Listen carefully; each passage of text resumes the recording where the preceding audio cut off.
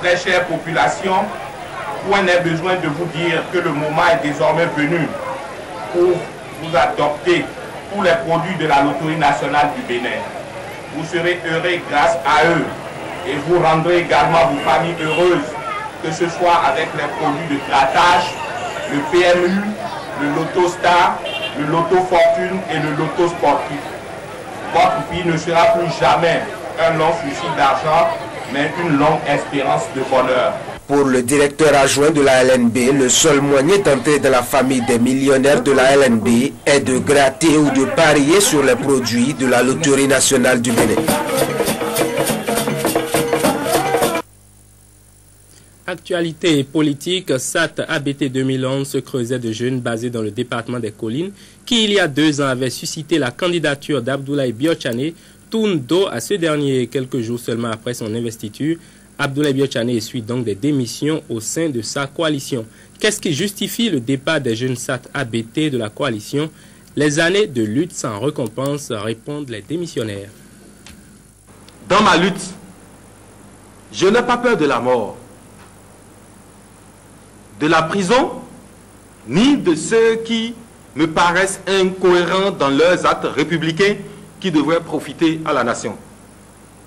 Le ministre Fayon Nikez des Travaux publics m'a plusieurs fois rencontré sur son chemin parce que j'ai toujours pensé qu'on pouvait faire autrement les choses. Le docteur Boni Yahi, même en tant que président de la République, en a eu pour son compte pour les erreurs découlant de son exercice du pouvoir. Je pense que j'ai toujours raison de l'avoir fait.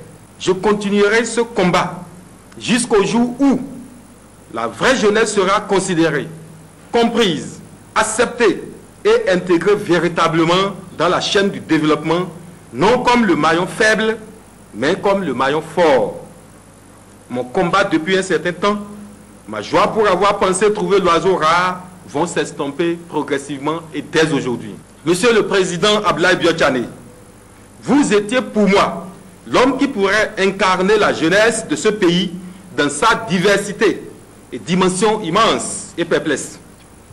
De ce simple fait, sans vous connaître et sans contrat aucun, vous avez bénéficié fortement des fruits de ma lutte. Je me rappelle de Dassa le 2 mai 2009, tout comme si c'est aujourd'hui. J'ai mis toute ma force pour promouvoir votre candidature, ce qui est devenu effectif. Que Dieu soit loué.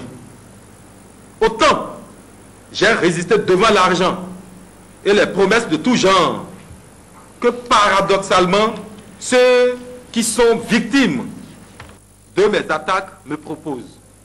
Autant j'ai évité au maximum d'être exigeant sur les questions financières et matérielles avec vous. Mon cher président ABT, je vous quitte dès aujourd'hui sur une note de conviction que vous comprendriez que la jeunesse ne doit pas être livrée comme c'en a été mon cas et comme cela se prépare pour toute la jeunesse béninoise. Pour les années de lutte sans récompense, je laisse ma vengeance à Dieu et aux mânes de mes ancêtres, à mon feu père. Je ferai connaître mon choix pour 2011 et au-delà lors de ma grande rencontre de clarification avec mes parents et la jeunesse de Dassa dans les heures qui vont suivre. Nous sommes à quelques mois des échéances électorales au Bénin et l'Observatoire de la déontologie et de l'éthique dans les médias ODEM a décidé de descendre dans les rédactions pour interpeller les journalistes quant au traitement de l'information en période électorale. Pour cette première descente, 2 rédactions ont reçu hier la visite de la délégation. Il s'agit de Cap FM et Océan FM. Cette visite a également permis de remettre aux différentes rédactions le guide d'éthique et de déontologie de la presse béninoise, la Bible du journaliste. Dur de remplir le panier de la ménagère ces jours-ci et pour cause la hausse des prix constatée sur certains produits dont l'oignon et la tomate. Les producteurs évoquent des difficultés dues à la nature dans les ménages. On essaye de tenir le coup. Constat signé Bernice Laouni. L'enthousiasme des fêtes de fin d'année s'estompe au fil des jours et déjà de nombreux foyers se résignent à faire face à la nouvelle donne économique qui se présente à eux. Comme par le passé, En cette période de saison sèche, se procurer certains condiments tels que l'oignon et la tomate n'est pas chose aisée. Ces produits, très utilisés dans la préparation des repas en flambée, mettant à rude épreuve les trousses des bonnes dames. Pour ce panier de tomates, cet usager du marché Wando a dû débourser 2000 francs CFA. Avant, je prenais cela à 500 francs. Seul le piment est un peu moins cher, contrairement à la tomate et à l'oignon. Avant, on prenait le panier de tomates à 3500 francs. Mais aujourd'hui, on le prend à 9000 francs, voire 13 000 francs. L'oignon qui était vendu à 25 000 francs ou 30 000 francs le sac est passé à 120 000 francs. Même 2000 € Pour beaucoup, il faut alors se rendre à l'évidence et essayer de tenir le coup.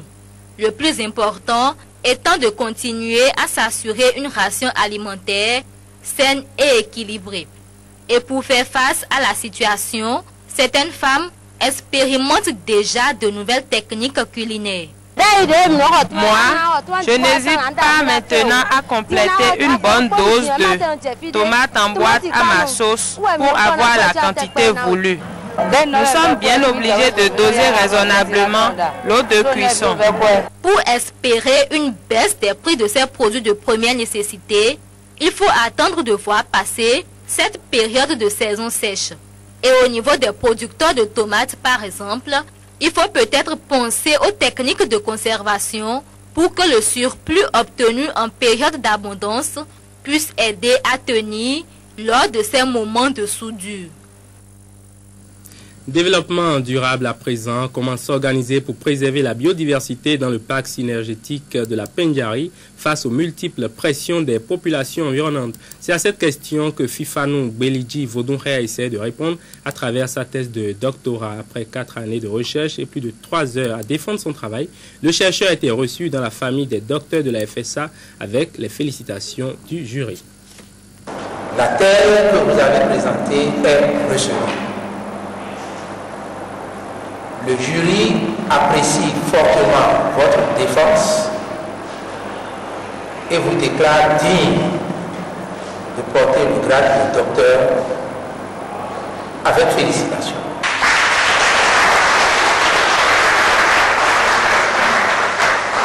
À partir de cet instant, Fifano Belidji Vodunrea peut fièrement se compter parmi les docteurs en sciences agronomiques. Le jury international, présidé par le professeur Amoussouga, l'a félicité pour le compte rendu qu'il vient de faire de son travail de recherche. En fait, Fifano Belidji Vodunrea a mené des études sur l'exploitation des produits forestiers non ligneux et la conservation de la biodiversité au Bénin. Il s'est appesanti sur le cas du parc de la Pendjari dans la Takora, et là il a pu relever que l'exploitation des ressources du parc est très rentable pour les riverains. Par exemple, il a fait ressortir que les produits rapportent plus de revenus aux populations que la culture du coton. La question qui se pose alors est de savoir si à ce rythme, la réserve naturelle n'est-elle pas en danger. Il est vrai que sous d'autres formes d'utilisation ou une augmentation de la demande peut faire que cela peut entacher la durabilité de l'exploitation. Mais à travers l'étude de cas que nous avons conduit, on pourrait bien concilier cette exploitation avec la conservation, mais il faut y mettre des garde-fous. Donc à l'étape actuelle de l'exploitation de ces ressources, il n'y a pas encore péril en la demeure. Mais M. Vodunrea a fortement recommandé une participation plus accrue des populations riveraines du parc aux prises de décision pour que les activités humaines ne détruisent pas à la longue la biodiversité. Mais cette seule participation suffit-elle pour assurer la survie du parc de la Pendjari face à la pression de l'homme? Le président du jury pense qu'il faut aller au-delà. Le tout n'est pas de dire de faire participer les gens. Si vous faites participer des gens qui ne sont pas instruits, qui ne sont pas alphabétisés, vous pouvez avoir de mauvais résultats. Donc il s'agit également d'être conscient des limites de la participation. La participation a certes des mérites, mais elle a également des limites et peut même se révéler être destructrice dans des environnements où vous n'avez pas formé les gens. Le tout nouveau docteur a été invité à prendre en compte ces aspects pour parfaire son travail, ce qu'il fera très vite afin d'aborder d'autres chantiers. Je pense continuer les activités de recherche à travers des formations post-doc, mais aussi je pense intégrer le système d'enseignement à l'université si j'ai la chance d'avoir mon dossier qui passe. Sûreté Golfe du Bénin SGB, c'est la société qui va désormais assurer la sécurité des véhicules d'occasion en transfert du parc tampon unique dans l'enceinte du port de Cotonou vers les parcs de vente à Ekpé et environ. La SGB, qui a reçu l'agrément du gouvernement depuis le 12 août dernier pour exercer cette activité, a effectivement démarré dans la nuit d'hier. Rudolf Karl. Il est 23 heures passées ce jeudi. Devant le port de Cotonou, ces hommes qui vont travailler jusqu'au petit matin sont là pour veiller au grain. Ils sont chargés d'assurer la sécurité des véhicules d'occasion de leur sortie du port jusqu'au parc de vente des Pairs et d'environ. Par le passé, les importateurs ont toujours payé pour assurer leurs véhicules lors du transfert du parc tampon unique au lieu de vente. Mais très souvent, arrivés à destination, ils déplorent la disparition de quelques pièces sur les voitures. La société Sûreté Golfe du Bénin, qui a commencé ses activités ce soir, a aussi pris l'engagement de leur faire oublier ces mauvais souvenirs. À partir du PTU jusqu'au parc de vente, on a déjà mobilisé nos agents de sécurité. Maintenant, et tous les véhicules qui sortent et qui sont dans nos maisons sont déjà assurés.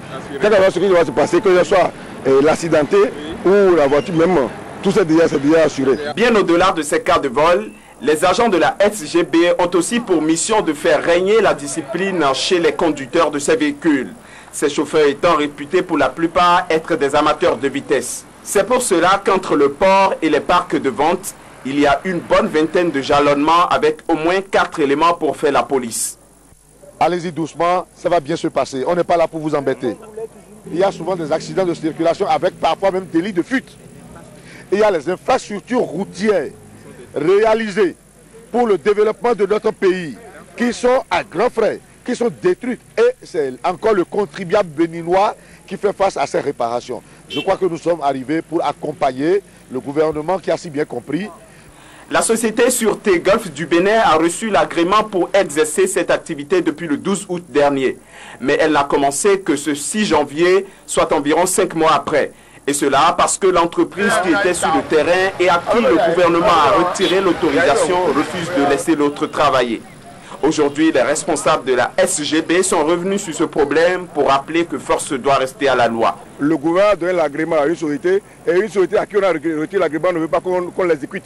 Moi, c'est parce que depuis le 10 décembre, on devait commencer par exécuter. Il fallait donc informer pour que les gens sachent en réalité que ce qui se passait sur le terrain n'était pas crédible. C'est pour cela que le gouvernement a retiré l'agrément existant. On nous a affecté l'agrément. Nous pensons qu'à partir de ce soir, nous amenons du sang neuf dans le transfert sécurisé des véhicules d'occasion partance du PTU vers les parcs. Sûreté Golfe du Bénin a donc mis en exécution cet arrêté signé par le ministre d'État Pascal Irénée Koupaki et elle rassure les importateurs de véhicules d'occasion que dès ce soir, leur marchandise est entre de bonnes mains. La praticabilité des voies dans la ville de Nati Tengou est une préoccupation quotidienne. Les voies sont dans un état de dégradation très avancé. Toutes les activités commerciales en prennent un coup et les populations s'en plaignent. Akime Ousseini, Sébastien Adjato. Pour parler d'état des routes, il faudrait qu'il y ait des routes. Ici à Nati, il n'y a pas de route. Il y a seulement le goudron qui traverse la ville. À part ça, à l'intérieur, il n'y a rien. Il n'y a pas de route du tout. Elles sont exaspérées, les populations de Nati Tengou, en toile de fond, l'état très avancé d'impraticabilité des voies d'accès. C'est un véritable calvaire que de circuler à l'intérieur.